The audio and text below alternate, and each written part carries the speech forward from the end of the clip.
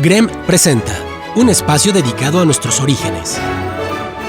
Bienvenidos a una hora para la reflexión de los acontecimientos que forjaron nuestra existencia. Diálogos con la historia. Un espacio dedicado a nuestros orígenes. Encuentros con nuestro pasado. Diálogos con la historia.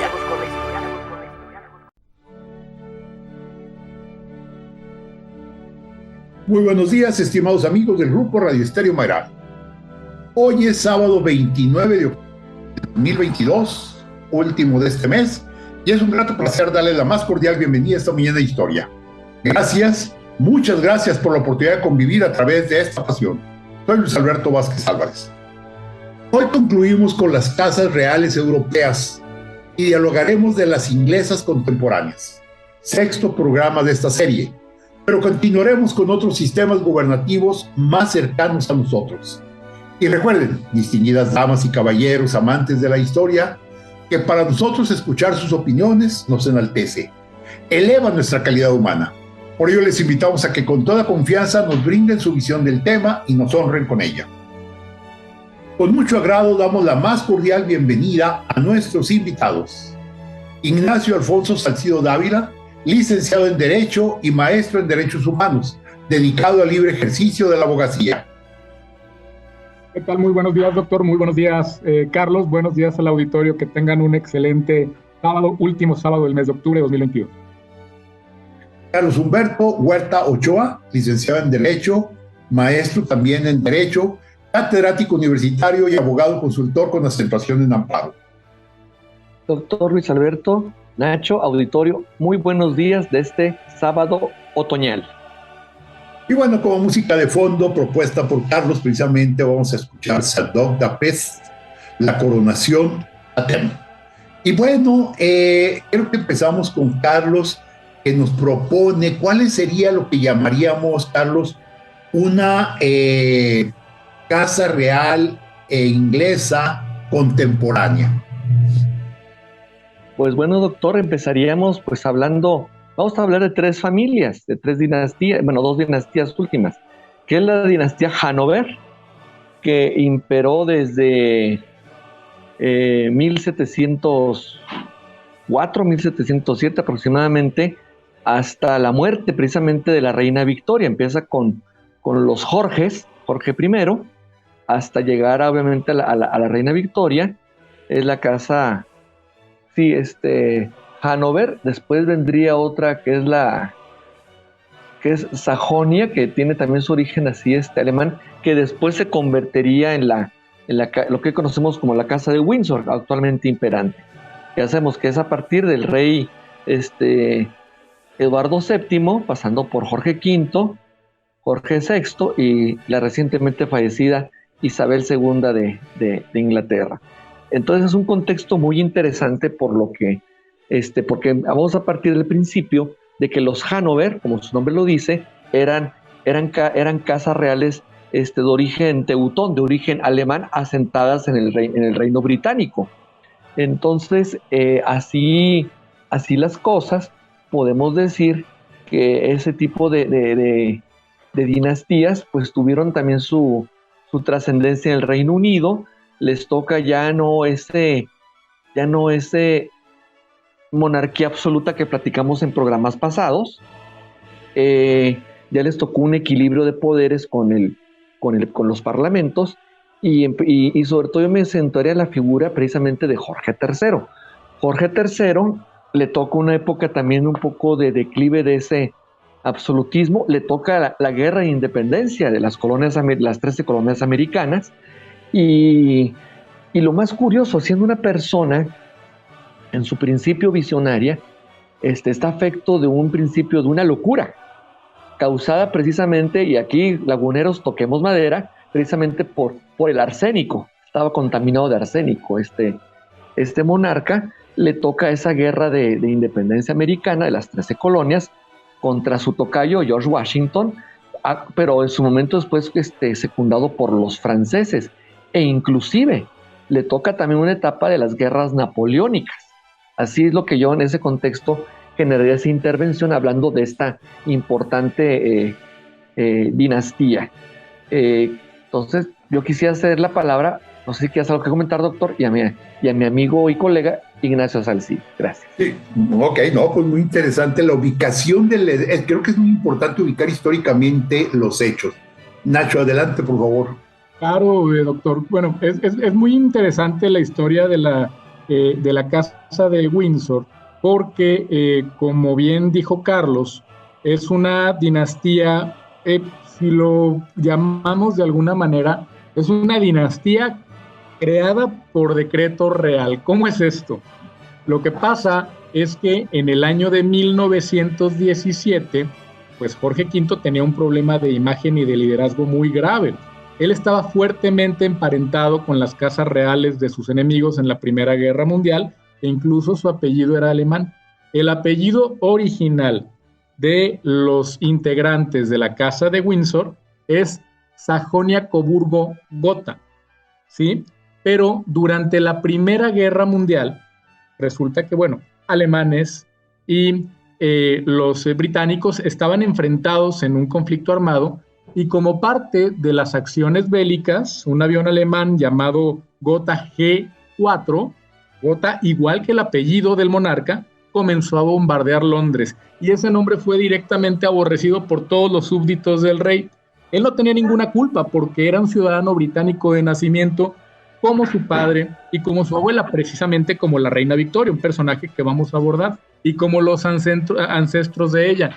Pero a lo largo de estos programas en los que hemos analizado las dinastías, hemos visto cómo el poder político de los monarcas no únicamente descansa en el talento que tengan como gobernantes, sino también en la capacidad que tengan para proyectar poder, para transmitir elementos que generen cohesión en sus súbditos y que mantengan la estabilidad en el Estado. Pues él tomó una determinación, afortunadamente a la luz de la historia muy acertada, que es el modificar el apellido de la Casa Real. Entonces, el 17 de julio del año 2017, emitió Jorge V un decreto, un edicto, en el que declaraba que a partir de esa fecha, nuestra proclamación real, nuestra casa y familia, serán denominadas y conocidas como la Casa y Familia de Windsor. Ese es el apellido que desde entonces usan los monarcas británicos, incluidos la reina Isabel II, el actual rey Carlos III, que sabemos que apenas va a ser su ceremonia de coronación en mayo del año próximo, y Jorge V lo eligió por la relación que guarda el apellido Windsor con la tradición milenaria de la monarquía inglesa. El castillo de Windsor, como se sabe, fue erigido por Guillermo I el Conquistador y poco después de la conquista normanda, y está ligado a la Casa Real Británica desde el siglo XI.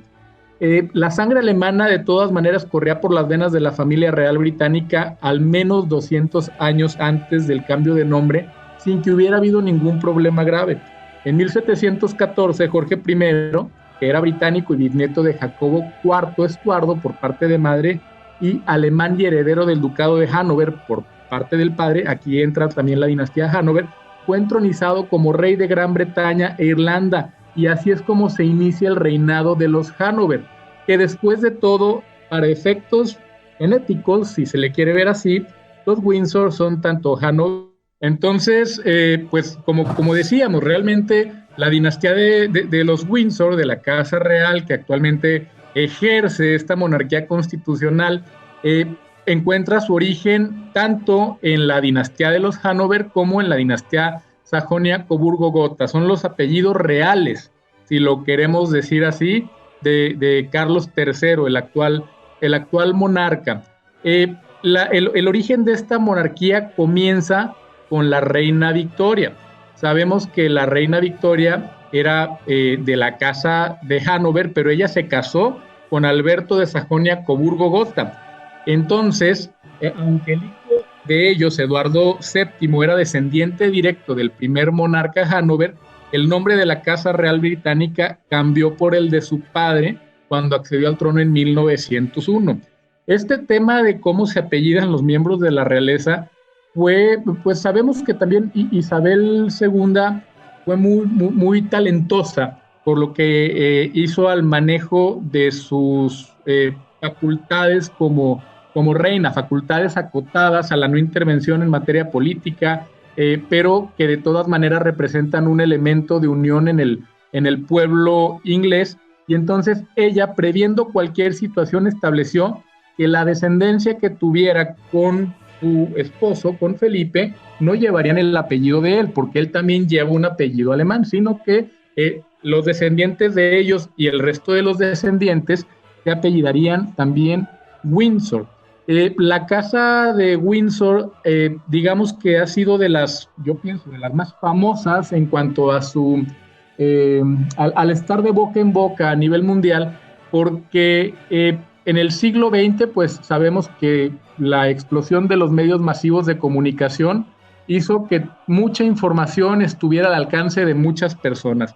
Y con ello, pues la gente, los miembros del pueblo, los gobernados quisieron estar al tanto de lo que hacía gente de la aristocracia, la gente de la realeza, la gente de la clase política, también las personas que desempeñan cuestiones artísticas, ¿no? Desde actores o pintores.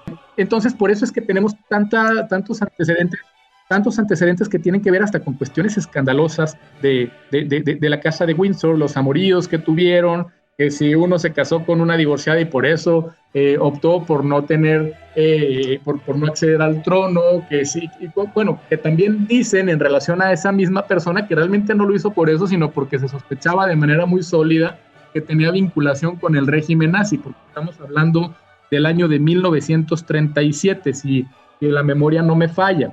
El tatarabuelo de Carlos III entonces se casó con la princesa Alejandra de Dinamarca, con ella tuvo 5 hijos. De esa vida matrimonial, pues no le impidió ser reconocido como un amante de la buena vida. El reinado de él coincidió con lo que se llamó la Bella Época, la Belle Époque, que era de avances científicos y tecnológicos que permitían llevar una vida pues de hedonismo y de lujos, sobre todo a los miembros de la realeza, ¿no? Eduardo VII fue vinculado también con muchas mujeres, coristas, actrices, mantuvo inclusive una relación con Lady Randolph Churchill, la madre de Winston Churchill, y bueno, dicen que estas ganas que él tenía de relacionarse con personas del sexo opuesto, que solamente era igualada por su sobrepeso, porque padecía de obesidad.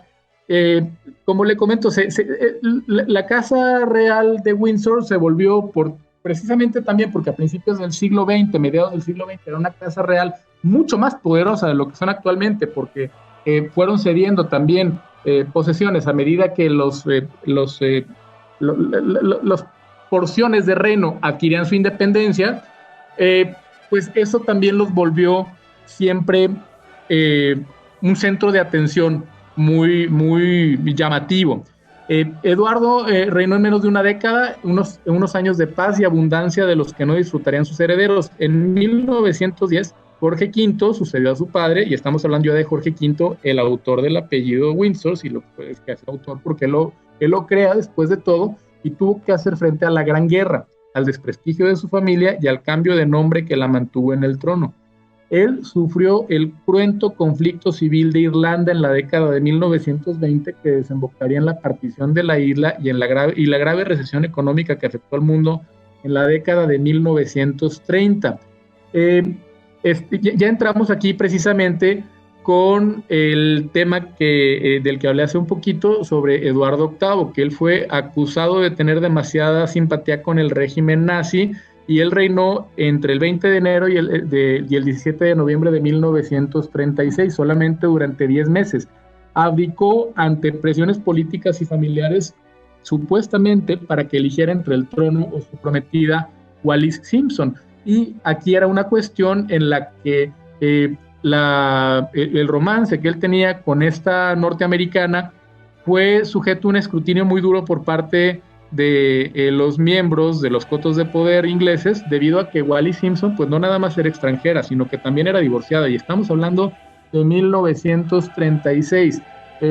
Todavía en esa época a los monarcas se les vinculaba de alguna manera con lo divino, con los mandatos de Dios, con las enseñanzas bíblicas de manera dura y obviamente con los dogmas religiosos. Entonces, el hecho de que uno de los monarcas tuviera una relación sentimental con una mujer que, digamos, había roto uno de los sacramentos, pues no era bien visto. El sucesor de este rey fue su hermano, subió al trono, no lo quería, de hecho dicen que se echó a llorar cuando le comentan que él va a hacerse cargo de desempeñar el papel de rey. Dicen que estuvo llorando toda una tarde o varios días porque él era una persona con muchas inseguridades debido a problemas de dicción y tartamudez, pero también lo conocemos actualmente por una muy famosa película que se hizo en el año 2010, se llama El discurso del rey. Pasó a la historia como un verdadero prócer al nivel de Winston Churchill por haber mantenido unido a Gran Bretaña, a Inglaterra durante la Segunda Guerra Mundial y no haber abandonado el país, ¿sí? Él fue un fumador empedernido y él es el padre de Isabel II, quien acaba de fallecer. Falleció él en el año de 1952 a los 52 años debido a un cáncer de pulmón, dejándole el trono, como sabemos, a Isabel, a una muy joven Isabel. Con la muerte de Isabel II, que es la monarca más longeva de la historia del Reino Unido, se cierra una época de la monarquía inglesa. A Carlos III no le va a suceder lo mismo que a su abuelo Eduardo VII, porque, como indiqué un poquito antes, Isabel II y su esposo Felipe de Edimburgo acordaron que sus descendientes directos conservarían el apellido Windsor en adelante, porque el apellido de Felipe de Edimburgo es Mountbatten, que es alemán. Entonces, bueno, dejo aquí mi intervención. No sé si Carlos o usted, doctor, tengan alguna intervención sobre el tema. Vamos a hacer una breve pausa. Muchas gracias, Nacho. Muy interesante. A mí me gustaría, antes de continuar con las familias, a ver si nos puede, Carlos, comentar qué se entendió por la época victoriana. Pero vamos a hacer una breve pausa. El diálogo continúa después de esta pausa. Escúchanos en línea a través de www.noticierosgrem.com.mx. Diálogos con la historia. Q 91.1 FM. Es tiempo de continuar dialogando con la historia. Escúchanos en línea a través de www.noticierosgrem.com.mx. Diálogos con la historia. Q 91.1 FM. Regresamos a Diálogos sobre la Historia. Estamos platicando de las casas inglesas reales contemporáneas. Con nosotros, Carlos Humberto Huerta Ochoa, licenciado en Derecho, amante de la historia. Ignacio Salcido Ávila, también amante de la historia, licenciado en Derecho, en ejercicio de la abogacía. Y bueno, Carlos, querías comentarnos acerca de lo que fue la época victoriana, que representó mucho para Inglaterra en un momento determinado. Incluso para el mundo, porque se habla hasta de muebles de tipo victoriano. Sí, es que fue todo un ícono, porque fue parte de la revolución industrial, fue parte de una producción literaria de la que abundamos en un programa que todos nos siguen felicitando, que es sobre Oscar Wilde, todavía sigue siendo eco, una época de una moralidad muy, muy rigorista, y sobre todo una época donde todavía el machismo, había muchos ismos muy marcados. El machismo respecto del papel protagónico de una mujer, como fue Victoria, y el neocolonialismo, que es un resurgir de ese imperialismo británico precisamente en países asiáticos y africanos, concretamente en la India. Entonces se arrogaban el derecho a mandar en ese tipo de naciones para efectos de civilizarlas. Bueno, Victoria, más bien mejor conocida como Alejandrina Victoria, nace en Londres un 24 de mayo de 1819, es hija de Eduardo, duque de Kent, príncipe, en línea sucesión al trono, respecto del rey Guillermo IV. Entre Guillermo IV y su hermano Eduardo, el duque de Kent, había, pues como en las mejores familias, una serie de disputas, desavenencias, y de hecho, aunque si bien es cierto, Victoria, la pequeña Victoria, nace en la Gran Bretaña por cuestiones precisamente de ese tipo de situaciones, por la riña, por el encontronazo entre hermanos y de su madre, o sea, la cuñada del rey Guillermo IV, que también se llamaba, es la princesa Victoria de Sajonia-Coburgo, Saffield, de la nación alemana, se van a residir a Alemania. Se van a aislar para que no hacerle, como quien dice, mella al rey Guillermo IV. Muere el padre de Victoria, entonces se trata de hacer un acercamiento precisamente entre las dos familias. No es bien visto. Acuérdense que eran muy fijados en aquella época de que un pariente también esté muy alejado de la guerra, y sobre todo en Alemania, y todavía no operan los conflictos en los que ahorita Nacho hizo alusión, ni la Primera Gran Guerra ni la Segunda Guerra Mundial. Entonces envió de consecuencia, Victoria, siendo muy jovencita, regresa precisamente a la Gran Bretaña, y eso en principio también incomoda al monarca, porque no le gustaba que anduviera paseándose ahí por todos los reinos, por todos los castillos, por todas las poblaciones. Pero llega un momento, como precisamente Guillermo no deja descendencia con hijos, y la última estirpe creo que también había fallecido, pues tiene que declinar. Es más, curiosamente, un 24 de mayo de 1837, cuando precisamente Victoria cumple 18 años, un mes después, o menos del mes, muere el rey Guillermo, y les digo, de ahí se parece la que va a ser su descendiente, Isabel II. Por cuestiones circunstanciales se convierte en la titular de la corona británica. Entonces, muy joven, e inclusive se habla de que hay una serie de leyendas ahí de que un primer ministro de apellido Courtney, era de esos, la gente como siempre detrás del trono, y que incidía en la figura de su madre para controlar. Se hablaba de un amorío, no nos consta, y es cuando precisamente al paso de los años, cuando cumple más o menos 20, le sugieren que se case precisamente con alguien de la realeza. Entonces, su primo lejano, precisamente Alberto de Sajonia, empieza a cortejarla, aunque el cortejo es recíproco, y curiosamente ella como reina es la que se le propone el matrimonio a Alberto de Sajonia, que por cierto tienen un pariente en común. ¿Quién creen que era? Leopoldo de Bélgica. ¿Papá de quién creen que eran? De Carlota, la esposa de Maximiliano. Entonces, les digo, para que vean cómo la realeza europea está emparentada entre sí. Y a partir de ahí esa casa, precisamente, Sajonia-Coburgo, empieza a ser muy prolífica en cuanto a hijos. Tuvieron como unos 8 o 9 hijos. Algunos murieron en el camino, pero fueron también cabezas de grandes monarquías en Europa. Sí se viene una serie de un neocolonialismo importante.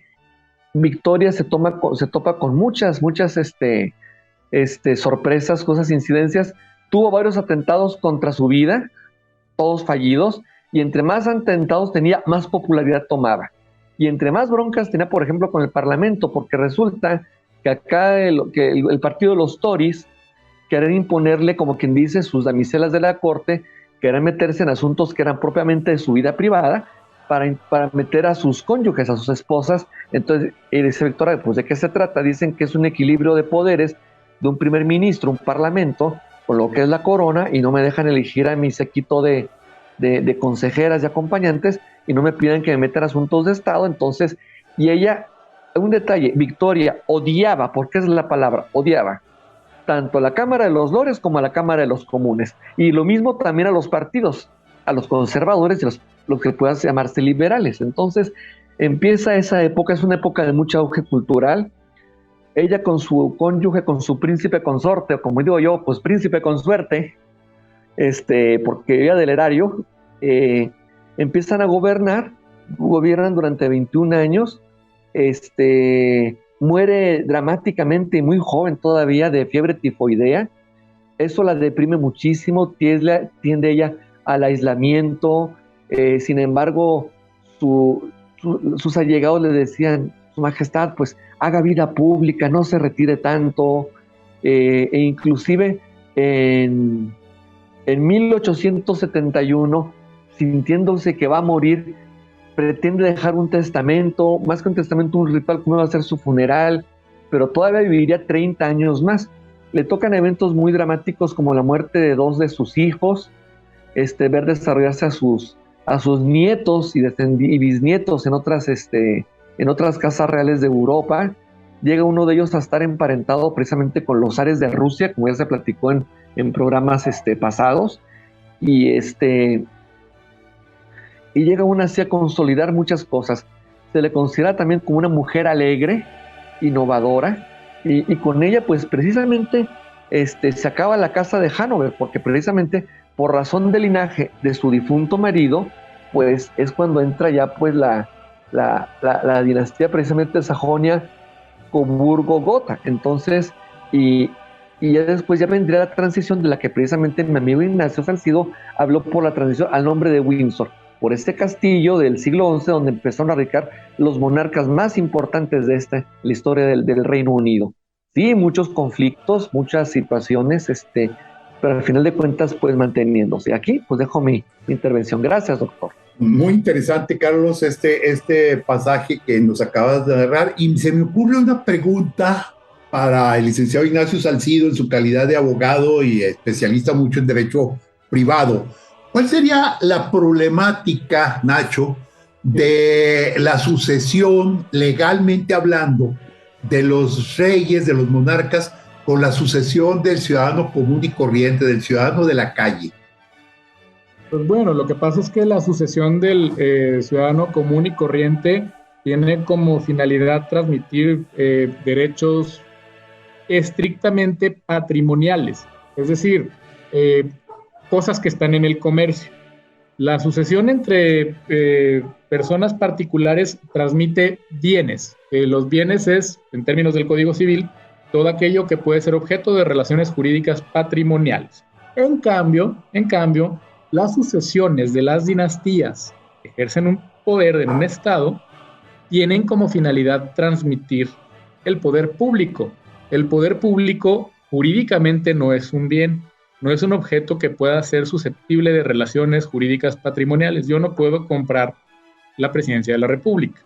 Bueno, habrá quien diga que sí se puede, pero yo no, es decir, no tiene un precio y no se puede firmar en un contrato y no sería válido pactar en un instrumento jurídico que se traslade el poder público de un particular a otro particular mediante una transacción de derecho privado. ¿Por qué? Porque el poder público es, como comento, pues algo que es inalienable, no se puede enajenar, se puede transmitir solo por las vías establecidas por las cartas constitucionales o por los documentos que doten al Estado de sus características orgánicas. Cosa muy distinta, insisto, de las sucesiones privadas.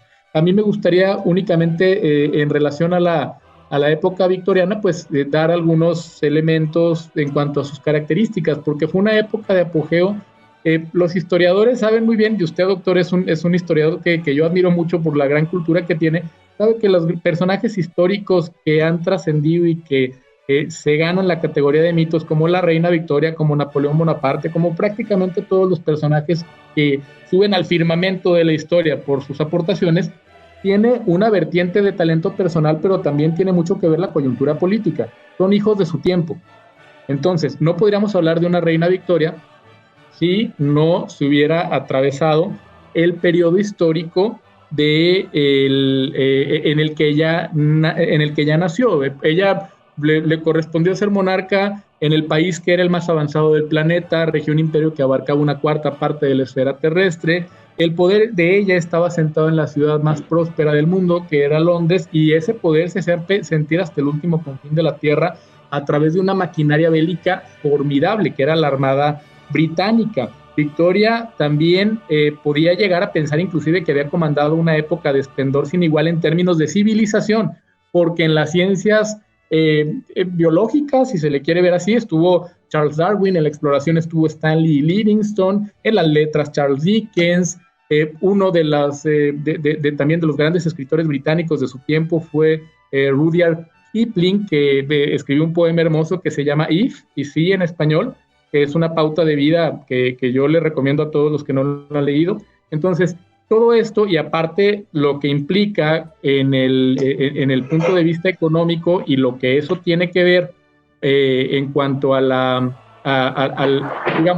capacidad de ella de intervenir en el porvenir de su pueblo, pues yo creo que se conjuga de manera tal que logra posicionarse como una época dorada de Gran Bretaña. Fue un periodo de cambios en la economía y en la política, y fue una época contradictoria porque allí se mezclaron el optimismo general por la industrialización, la acelerada urbanización, la expansión económica, la preeminencia de Gran Bretaña en el mundo, también con cierta nostalgia por la pérdida de las tradiciones, el despoblamiento rural, porque sabemos que en este momento de la revolución industrial se abandonan los campos para que los trabajadores acudan a las fábricas, la invasión de la tecnología sobre la naturaleza, que más o menos es una crisis como la que estamos enfrentando nosotros en el momento en el que muchas herramientas informáticas, tecnológicas, robots,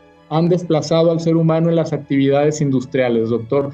Podemos ver siempre analogías en los procesos históricos, pero, insisto, Victoria, claro que fue la reina Victoria un gran personaje con grandes talentos, pero como todo gran personaje con grandes talentos, para colocarse en el lugar en el que la tiene la historia, tuvo que haber sido hija de su tiempo. No sé si usted esté de acuerdo conmigo. Y más que de acuerdo con esta valiosa presentación, me quedo pensando en detalles como que en la época en que las mujeres no tenían mucho valor político, mucha presencia, Inglaterra tiene reinas maravillosas, reinas que le dan a la época en la que ellas vivieron el nombre de ellas, como es el caso en este momento, de época victoriana, que tanto el licenciado Salcido como el licenciado Huerta nos decían que incluso influyeron en el ámbito literario, en el ámbito inmobiliario, porque hay casas estilo victoriano. Por ejemplo, yo recuerdo en Boston particularmente ver casas que me decían es estilo victoriano. Entonces hay un aspecto muy interesante, y yo creo que ahorita vamos a ir un poco más adelante en la siguiente parte tocando el tema de las mujeres en las casas reales inglesas. Pero bien, vamos a hacer una breve pausa para regresar a hablar, a seguir platicando de las familias reales, de las casas reales inglesas contemporáneas. Vamos a la pausa. El diálogo continúa después de esta pausa. Escúchanos en línea a través de www.noticierosgrem.com.mx. Diálogos con la historia. Q 91.1 FM. Es tiempo de continuar dialogando con la historia. Escúchanos en línea a través de www.noticierosgrem.com.mx. Diálogos con la historia. Q 91.1 FM. Regresamos a Diálogos con la Historia. Estamos platicando sobre las casas contemporáneas inglesas, prácticamente siglo XX, siglo XXI, que tienen una función muy grande. Bueno, hablamos algo del siglo XIX. Con nosotros el licenciado Ignacio Salcido Dávila, el licenciado Carlos Humberto Huerta Ochoa. Ellos son licenciados en Derecho, pero sobre todo son amantes de la historia. Y estamos precisamente tratando temas de historia. A ver, hace ratito yo hacía una pregunta que el licenciado Salcido nos contestó con mucha precisión sobre las herencias, pero ahora quisiera preguntar sobre lo que podríamos llamar la paternidad o la relación paternal, cuando se habla, y hace ratito se mencionaba, que en ocasiones había la duda de si un heredero o un príncipe era hijo de su papá, o, como se ha dicho tantas veces, y como en algún momento dado, quienes hemos leído el libro de Fernando del Paso sobre Maximiliano, pues era hijo de otro noble. ¿Qué pasaría en esos casos, licenciado Salcido? Bueno, lo que pasa es que al tratarse de cuestiones que tienen que ver con la organización del país, solamente acudiendo a la legislación público se puede resolver. Es decir, si el ejercicio del poder está dado exclusivamente por una cuestión de linaje real que provenga efectivamente de la transmisión genética, perdón, pero es que así es, entonces la aparición de una persona que tuviera una aproximación mayor por cuestión genética a aquella persona que actualmente detenta el poder, le daría derecho automático para posicionarse él en el poder, si así estuviera establecido de manera dura en las legislaciones que establecen ese tipo de situaciones. Y no, entonces yo creo que rige todo lo que tiene que ver con el tema de la costumbre y la atribución consuetudinaria del poder. vamos a suponer, es muy probable que nosotros, porque tenemos que ver con el tema de la legitimidad del poder, es muy probable que nosotros hayamos estado gobernados en época muy reciente, tan reciente como quizás hace 30 años, por un presidente ilegítimo, por un presidente que no obtuvo una votación mayoritaria, ¿cierto?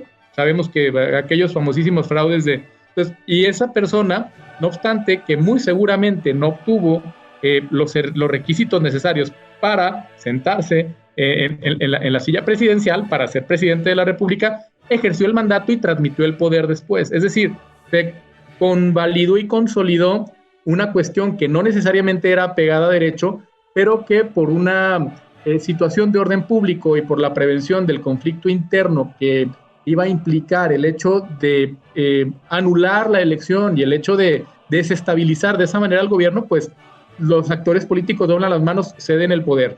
Yo creo que pasaría más o menos lo mismo, es decir, si aparece alguien que genéticamente tuviera mejor derecho, pero aquí ya se tiene que ejercer un principio, es cuál es el menor de los males. Cuando dos cuestiones llevan a una respuesta que ninguna de ellas es buena por sí misma, ¿sí? Porque tampoco es bueno simplemente atribuir el poder por la sangre, pero tampoco es bueno que lo ejerza alguien que no tiene derecho. ¿Cuál es el menor de los males? Y de esa manera se resuelve, tratando de evitar el mal mayor.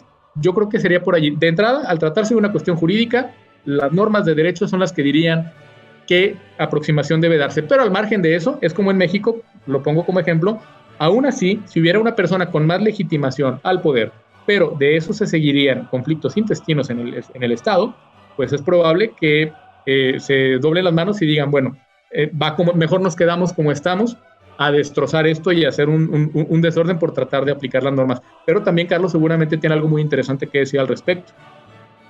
Muy interesante, Carlos, adelante. Gracias. Bueno, es que la cuestión de sucesores buscando una pureza del linaje, pertenecer a esa famosa sangre azul. Y lo voy a conectar con un poquitito sin quedarme anclado en la época victoriana, pero los datos que yo consulté, se hablaba de que de un parte del sufrimiento de la reina Victoria en la muerte de muchos de sus hijos era por una enfermedad muy común, por la mezcolanza entre la propia parentela, la hemofilia. Entonces, yo entiendo que en un principio se buscaba ese tipo de pureza, o al menos buscar los famosos matrimonios arreglados, evitar los monargámicos arreglados, o sea, con gente que no fuera noble, que no tuviera una estirpe. Y en cuanto a la sucesión, pues bueno, acá en este caso, volviendo ahora hacia el caso de Jorge VI, que nada más le tocan 16 años de reinado en cuestiones muy circunstanciales por la abdicación de su hermano mayor, Eduardo VIII, por vía de consecuencia no tener hijos varones, pues pasó a su hija Isabel, conocida popularmente como Lilibet, apodo que se atribuía a ella misma cuando era muy pequeña de 3 años, que apenas si no sabía decir su nombre, de Elizabeth. Entonces, por vía de sucesión, pues yo digo, pues le toca a la hija mayor. En España, si hacemos un poco de derecho comparado, el caso del actual rey Felipe VI tiene 2 hermanas mayores, pero no se les dice princesa, se les dice infanta, porque príncipe nada más es el primogénito, el que es, no siendo primogénito, pero que es el heredero. Acá pues es una situación un poquito más simplificada, la hermana mayor va en línea de sucesión. Y así ocurrió con Elizabeth María Alexandra de Windsor, una mujer nacida el 21 de abril de 1926, precisamente, y hija de Jorge VI y de Isabel Bowes-Lyon, de origen escocesa, aquella mujer famosa, ícona por sus más de 100 años y conocida como la reina madre de fines del siglo XX. Entonces, bueno, pues Isabel le toca esas circunstancias, no llegó a la cuenta, pero le tocaron también haciendo historia muchos, como unos 15 o 20 primeros ministros, empezando con un ícono que fue Sir Winston Churchill, que la trató educadamente. Imagínense las tablas de un viejo lobo de mar en todo sentido, porque también fue dirigente de corbetas y demás, el señor Churchill, con una jovencita de apenas 26 años.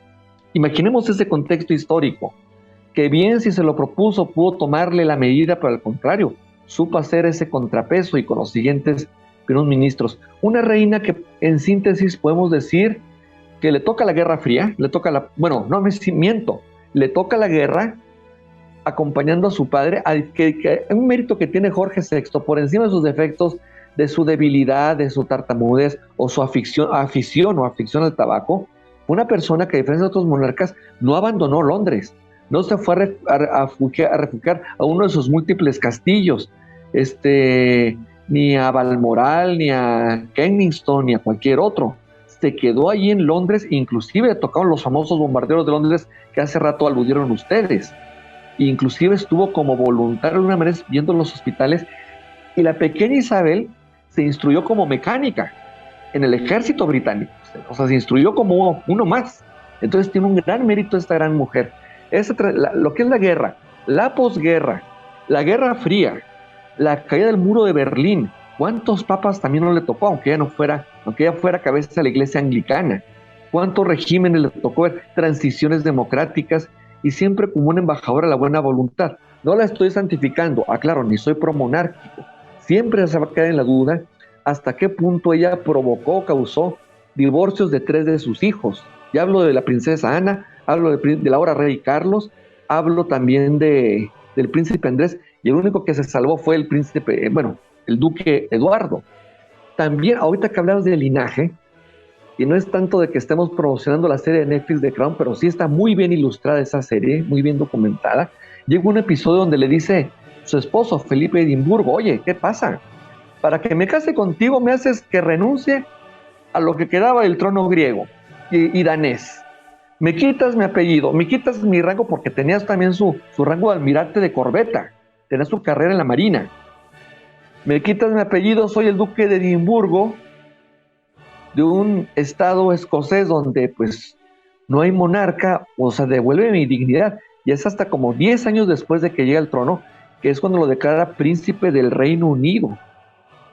Y tengo entendido que más adelante permitió de alguna manera a que recuperara su apellido de Mountbatten, que de hecho es una modificación alemana del Battenberg, porque quiero decirles que también el recientemente fallecido duque de Edimburgo o consorte de la reina, aunque era griego, su madre Alicia era Alicia de Battenberg o Mountbatten.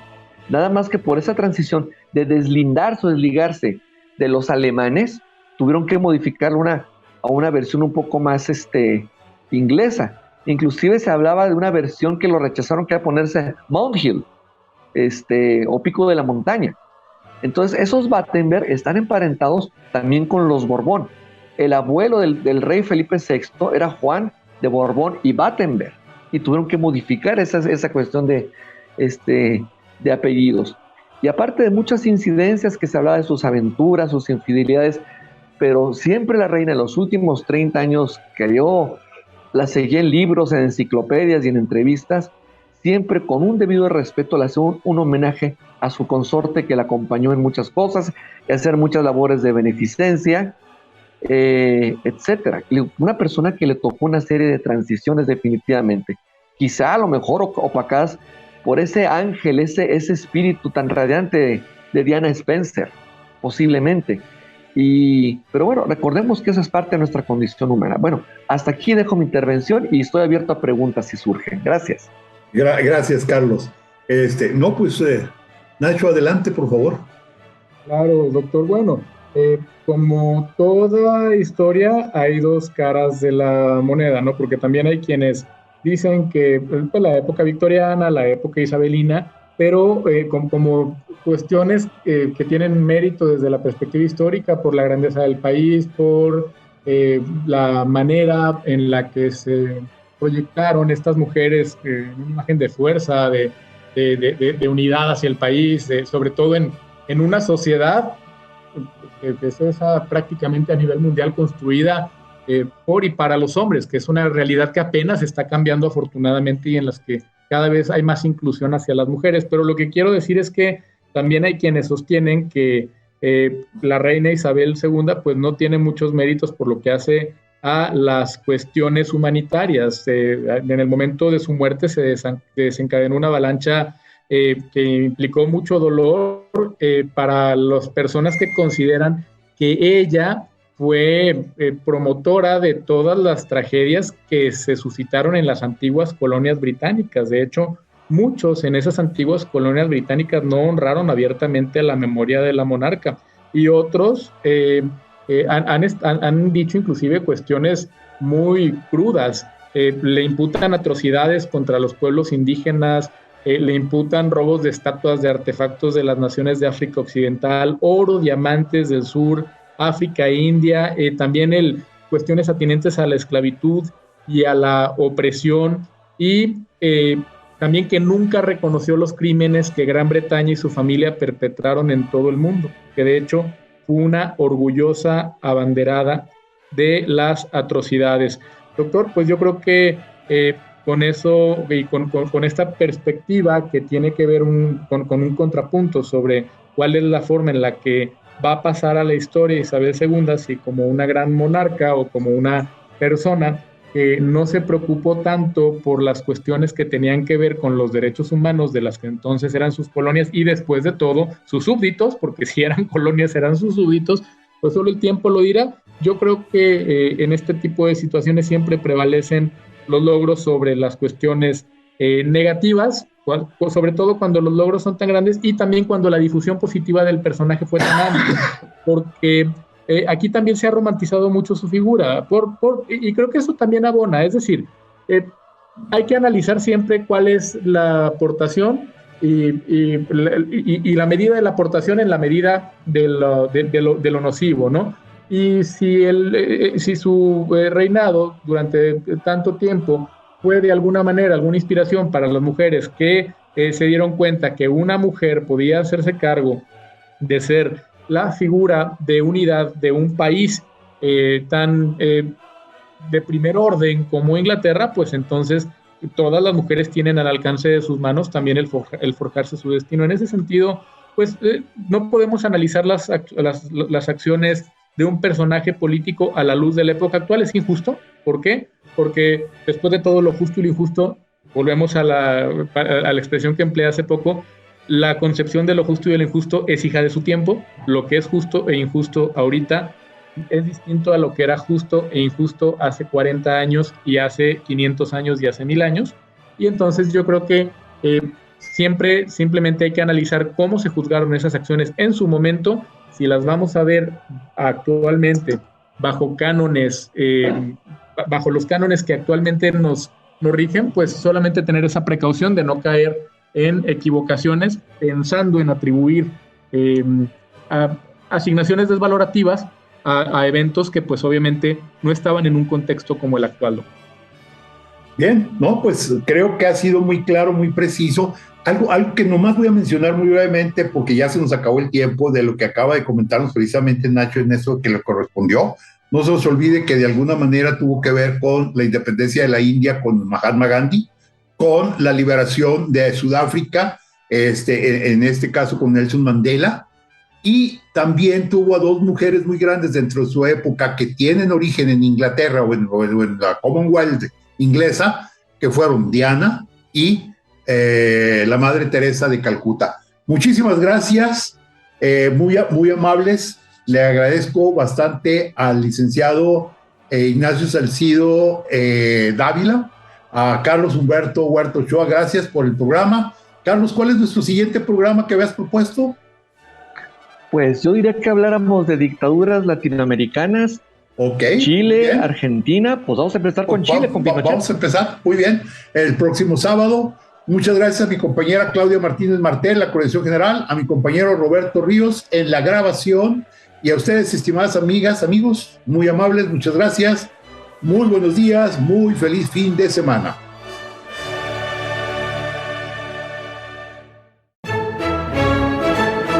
GREN presentó Diálogos con la Historia.